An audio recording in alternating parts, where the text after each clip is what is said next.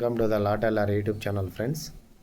ఈరోజు నేను ఇప్పుడు మీతో డిస్కస్ చేయబోయే టాపిక్ ఏంటంటే పంచనామా అంటే ఏంటి, పంచనామా అంటే ఏంటి, పంచనామా గురించి యొక్క ముఖ్య ప్రాముఖ్యత ఏంటి, అసలు పంచనామా ఏ సందర్భాల్లో వస్తుంది అనేది మీకు ఇప్పుడు చెప్తాను.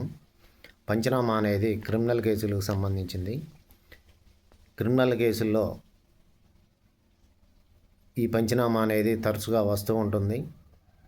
సిఆర్పిసిలోనే సెక్షన్ 174 ఆఫ్ ద సిఆర్పిసి ప్రకారం ఏదైనా క్రిమినల్ కేసులు జరిగినప్పుడు పంచనామా అనేది పోలీస్ ఆఫీసర్స్ ఇన్వెస్టిగేషన్లో భాగంగా పంచనామా చేయటం జరుగుద్ది.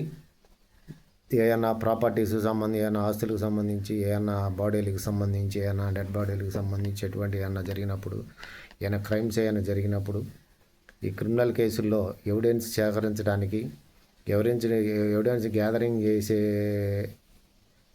పనిలో ఇదొక భాగము. సెక్షన్ 157 ఆఫ్ సిఆర్పిసి ప్రకారం పంచనామా అంటే నేరం జరిగిన చోట సాక్ష్యాధారాలను, ఎవిడెన్స్ను కలెక్ట్ చేస్తూ 5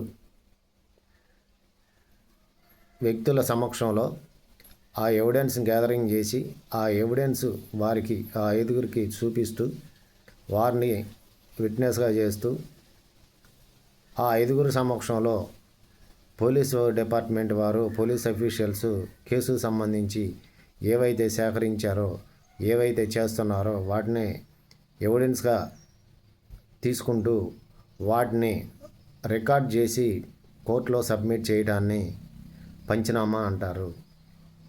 5 వ్యక్తుల సమక్షంలో పంచనామా అంటే 5, పంచ్ అంటే 5 వ్యక్తుల సమక్షంలో ఎవిడెన్స్ కలెక్ట్ చేసి దాన్ని రికార్డ్ చేయడాన్ని ఆ 5 సమక్షంలో పంచనామా రిపోర్ట్ అని అంటారు. ఇది క్రిమినల్ కేసుల్లో, థెఫ్ట్ కేసుల్లోనో, లేదంటే ఏమన్నా మర్డర్ కేసుల్లోనో, ఏమన్నా రేప్ కేసుల్లోనో, డౌరీ డెత్ కేసుల్లోనో, రేప్ డెత్ల్లోనో, ఫోక్సో యాక్ట్లు, ఇటువంటి పెద్ద కేసుల్లో పంచనామాలు అయ్యాయి. కొన్ని డెడ్ బాడీలు, యాక్సిడెంటల్ డెత్ల కేసుల్లో, ఇటువంటి వాటిలో ఈ పంచనామాలు అనేది జరుగుద్ది. సెక్షన్ 174 ఆఫ్ సిఆర్పిసి ప్రకారం 5 విట్నెస్ల సమక్షంలో గ్యాదర్ చేసిన ఎవిడెన్స్ని రికార్డ్ చేయడాన్ని పంచనామా అంటారు.